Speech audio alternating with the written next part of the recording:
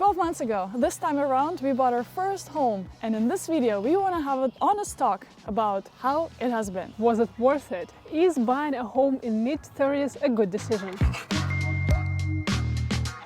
Let's begin by saying that home ownership is overrated. I've always been against home buying and never really saw the value in home ownership. Getting indebted to a bank for a third of your life just so that you could be tied to a piece of land that barely even appreciates never sounded super appealing to me. It's too illiquid and slow growing for me, and my personal preference was always buying stocks and investing cash in businesses, and honestly, I still think that. But more on that later. So despite all of that, we still made a decision to buy a home. It was the end of 2022, beginning of 23, and the time felt just right. It was the time when the prices have dropped enough and the interest rate was not outrageously high. It felt like a sweet spot for us. It was a long and exhausting process of viewing all the homes, driving to different cities in the GTA. The competition was fierce and we were constantly getting outbid. It was insane. It did feel like home search is taking forever. GTA is vast, and if you are looking to buy, first of all, shortlist the cities where you want to buy. Otherwise, you will have to drive from one place to another and it'll take a lot of time. We talked a lot about our home search experience in this video, and if you want to become a homeowner in Canada one day, I highly recommend you watch it. Long story short, the home search experience was exhausting itself, and on top of that, it was stressful because buying a property will likely be the most expensive purchase in your life. Yeah, it was annoying as hell, and the market was really unreasonable. I'm pretty sure it still is, and honestly will always be. One of the things we realized was that when we were renting, our demands for home weren't that bad. We wanted a good space, separate office for work, and a good quality build, and that's pretty much all.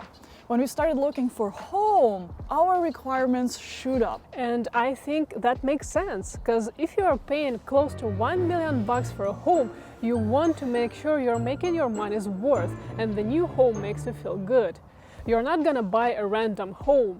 The purchase should make sense, otherwise you can just keep renting. So after a 3-month search, one of our offers to buy a home got accepted, and we moved in May. We had to coordinate our closing date with so many things like packing our things, moving date, and we had to buy a lot of things we needed to do a quick renovation like painting walls and changing squeaky floors. And I took a week off and it still wasn't enough to finish everything we wanted. So the first couple of weeks in the new home were still accompanied by renovations here and there. It was pretty overwhelming and physically tiring. I'm so glad we had friends and family to come help us here and there and keep our spirits up. It was also a great learning experience. We learned a lot about how houses in Canada are built, how they function, and what various municipal services are actually responsible for and where our taxes go. That summer last year, we pretty much disappeared from the face of the earth. Our home completely consumed us. Finishing up renovations, unpacking, assembling new furniture and stuff like that. Recording outside when it's snowing. We also have a huge backyard and front yard to take care of. When we moved in, it was not well tended to, so there were lots of greens and bushes that needed to be trimmed or removed. That summer was a lot of work. It was very busy. But did you enjoy it though? I did. I loved spending more time outdoors, and I noticed that I started breathing more fresh air because I was outside more. What about you? I realized that my commute to work became longer, but that's something that I was prepared for. And yes, now I have a larger area indoors and outdoors to take care of. And that's actually one of the things about home ownership. It's a never-ending work. A lot of people have asked us if we regret the decision, and I would say not really. And I guess the biggest takeaway is that home ownership is not just a financial decision or an investment. It's a lifestyle decision, especially if you're buying a house as opposed to a condo apartment. Running your home, doing new projects on home improvement, yard work, or gardening do become a big part of your life. And you know what? It's a lot of fun. I never thought I'd say it, but it's pretty empowering to own something and have a piece of tangible thing to improve on. I work in software, so all I ever do is kind of intangible. So having something tangible that you can plan out and work on with your own bare hands is really cool. Chopping wood, burning fire, planting veggies, and collecting harvest.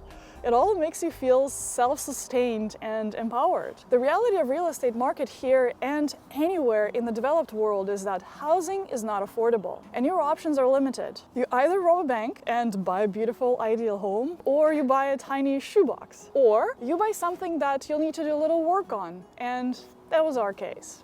So let's talk about the financial part.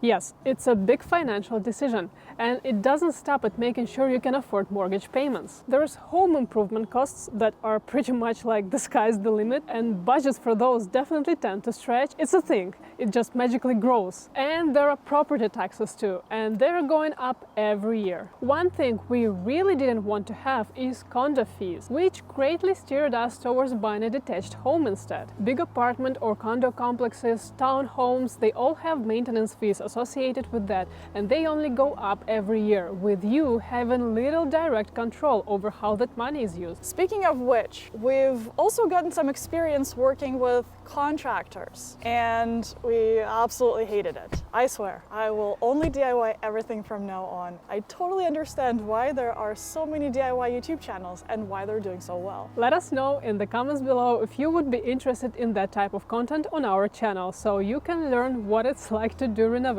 in Canada and what it entails. Working with contractors, in our experience, was an absolute nightmare.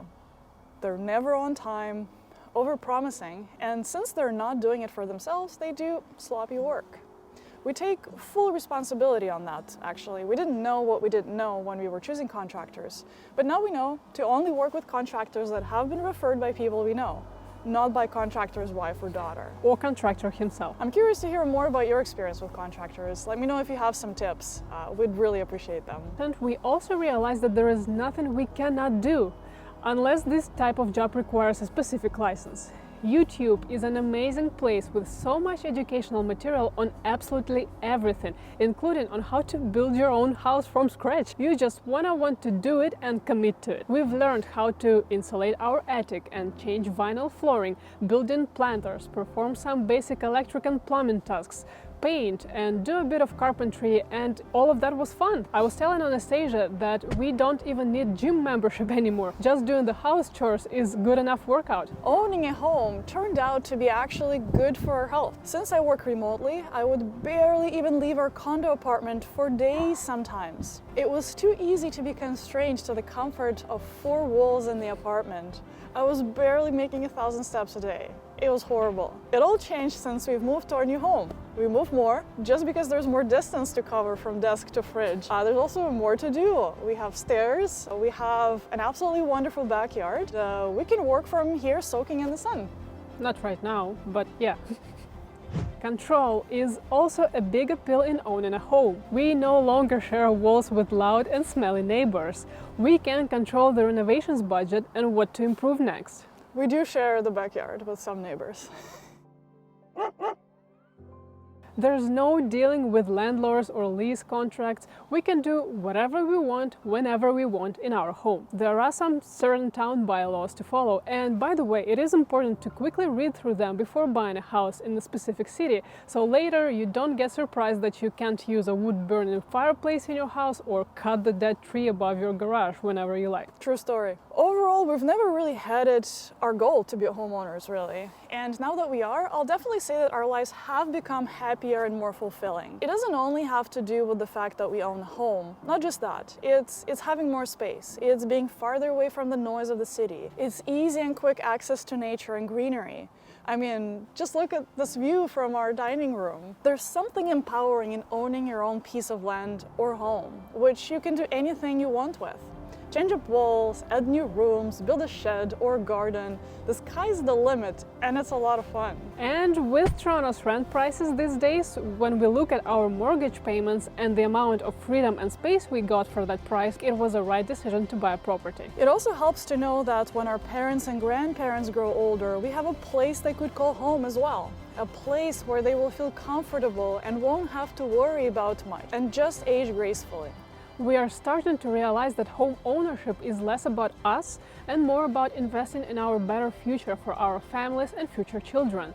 Our families are not from here, and when they move and settle here, we want to make Canada our home base. We might end up traveling more and living in other places. We visited Costa Rica during the pandemic and absolutely fell in love with it. So my dream personally now is to have a winter vacation home in Costa Rica maybe, but that's a topic for another video. If you are a first-time home buyer, let us know how your experience has been so far and whether you think you've made the right decision. Otherwise, gently tap the like button below and make sure to subscribe to our channel if you haven't already. If you want to support our work, you can subscribe to our YouTube channel membership or sponsor us on Patreon. You can find links in the description box below. Bye for now, and we'll see you in the next one.